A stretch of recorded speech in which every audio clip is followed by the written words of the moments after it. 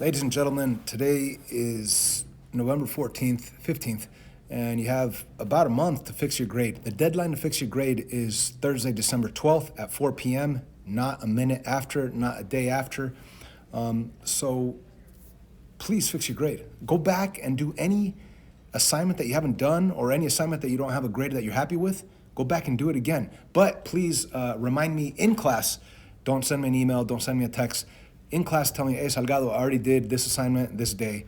That way I could update it right there in class. I'm getting way too many emails right now because a lot of people are scrambling, doing all this late work. So I'm getting too many emails, too many texts. Salgado, update my grade. Salgado, update my grade.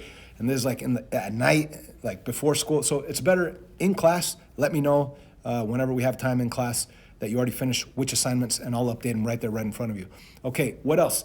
If you have any quizzes or tests that you're not happy with, come in after school for tutoring and retake them, okay? You could fix your grade. You could have an F right now. You could end up with an A as long as you do all this work by December 12th, the deadline. Okay, so you have Thanksgiving break coming up. Work on all assignments.